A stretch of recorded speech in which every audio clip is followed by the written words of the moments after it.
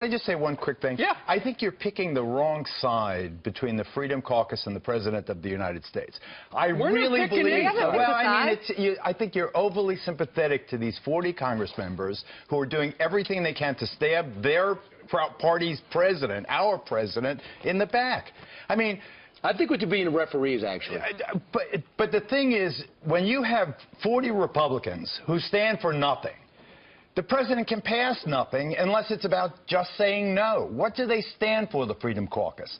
You have to compromise with health care. No, but you know what they say. They say we ran on complete repeal and replace, and this was way short. Well, you know, that's what they say. But going forward, we got to do something. Repeal is easy. Replace, you got to replace it with something. What the president and Paul Ryan and the heart of the Republican Party did was craft a bill where fewer people got benefits, but money was saved for the deficit. That's what Republicans stand for.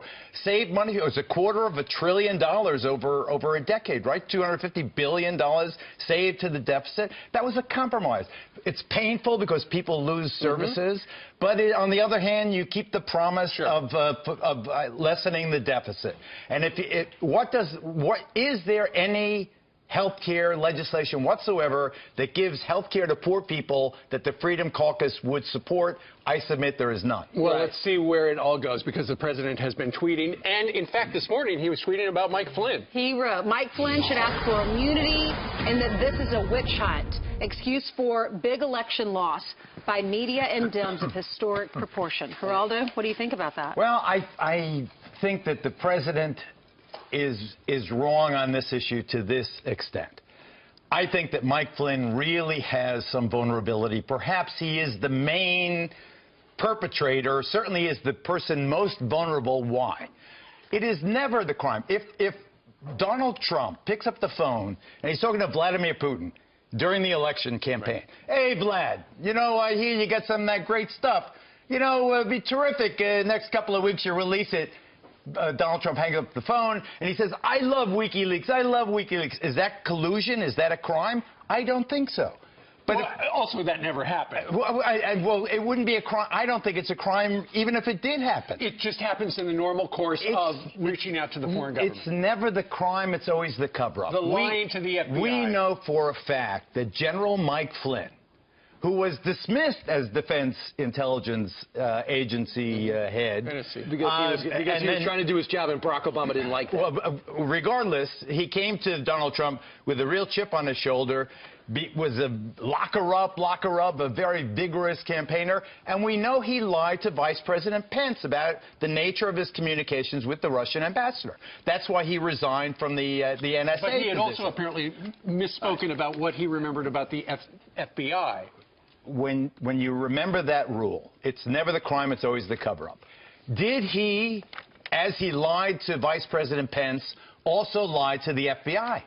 Because even if he's not under oath and you lied to the FBI at the same time you were lying to the Vice President, you're in deep trouble. But it's not against the law to lie to the Vice President. It's not against the law to lie to the Vice President. It is against the law to lie to the FBI. It is. Martha Stewart. Exactly.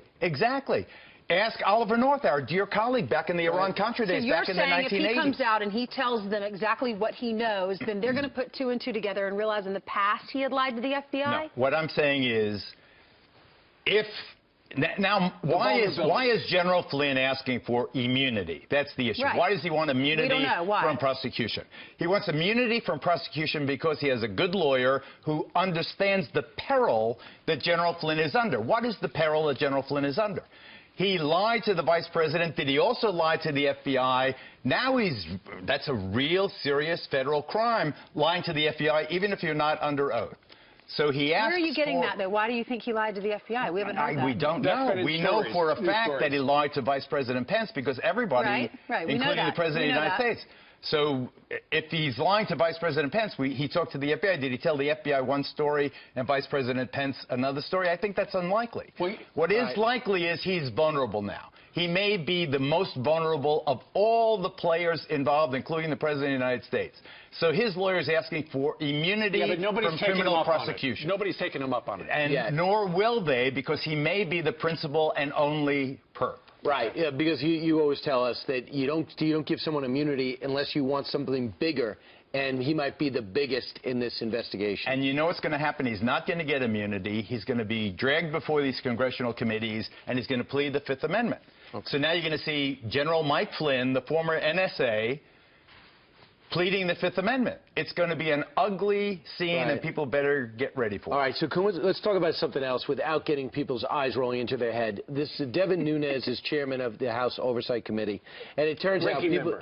was I too complicated in my explanation? No, that was fine. I'm just changing gears. Well, your eyes were rolling. Right. No, my eyes were rolling because I don't concentrate well. But let's just talk about Devin Nunes. What he did a couple of days ago was go over to the White House, it seems, the Eisenhower building perhaps, and was able to look at information that perhaps revealed that the Trump organization was being surveilled on some level, nothing to do with Russia, but he couldn't produce the paperwork. They were upset that Adam Schiff, the ranking member, wasn't part of this. So now we have investigations from the Washington Post and New York Times that reveals that 3 people, they say, helped him. Ezra Cohen, NSC lawyer John Eisenberg, and Mike Ellis. There's a lot of people have pushback on that. So Nunes sees this. Now the White House reached out and says, Adam Schiff, you want to come over and see this too? Now we're focusing on process. What I think is fascinating is what they found out, that perhaps Trump Tower was surveilled and the president's dialogue was picked up. As I said on this couch, it's now 3 weeks ago, it is inevitable that there was incidental collection. Inevitable that some Americans' names were picked up as they were surveilling the Russians because they knew the Russians were meddling with our election. So I think that we have established that Trump was, in a general sense, correct in his tweet that the Obama administration surveilled or wiretapped the Trump Tower. In broad strokes, he can make an argument. Here's the problem. Here's the problem. The White House has the proof of the incidental collection. Right. So I'm in the White House. I've got the proof. Why doesn't the White House say, OK, America, here's the proof of the incidental collection? That's not what they did. They had the proof, and instead of releasing it to the people, they had Nunes come over to the White House and said, here, you release it and make it seem as if it's yours. And that's where the problem is. Why this cutout? Why are they going through these gymnastics to make it look as if an independent legislator came up with the evidence that the executive branch, the White House, had? I don't know that we don't know for sure whether or not these people who have been listed are actually the whistleblowers. We know in one case, one of the guys worked with Devin Nunes over at the House Oversight Committee, and so maybe Nunes said, hey, I got a whistleblower, and I need to look at your supercomputer over at the White House. Well, maybe there are too many dots. You don't go to the White House. Well, what's he doing on the White House grounds? Geraldo, could it be? That's where he worked. He went to the White House. He didn't go to the White House grounds to look at the cherry blossoms. He went to the White House grounds to get this document that he would then pretend he came up with independent. Could it be because the House Intelligence Committee carries more weight? They don't want to release this information because it's about themselves. Oh, yeah. So they're handing it to them to release so that they're taken out of it. Yes. Would you agree with that? That's sleazy. That's sleazy, if not Why? illegal. Because the American people might say, oh, of course Donald Trump's team is going to release that information. We don't believe it because that's Trump's team. But if it comes from, if the House Intelligence Committee says, yes, wow, that is shocking, that's damning evidence, we're going to release it, then that carries more weight. And, you know, once you start lying and twisting and manipulating, you get caught. Who do you think is lying? I think Nunes pretty clearly misrepresented the source of his information. He made the New York Times is right. If the New York Times is right. I don't think anything Nunes has said contradicts it now. Well, Nunes is saying now he did get the information from sources on the White House grounds, which by definition makes them a White House official, by the way. No. You are connecting these people who are listed as being the people who are the whistleblowers. It doesn't matter. Who was it? The janitor in the White House grounds? What if somebody else in the federal government gave them the information at the White House grounds? Geraldo, does it really matter where you get the information? What about the information itself? If they were surveilling Trump's team, that is wrong. It's illegal. I absolutely agree with you. Right. The incidental collection, the surveilling of Trump's campaign and his transition, is illegal. And his the campaign and the transition. Forget about illegal or not illegal. It apparently happened. We have now pretty certain information that Trump was incidentally collected, Trump or his associates, and or his associates were incidentally collected. But Nunes, as the head of the House Intelligence Committee, has a certain aura of authority.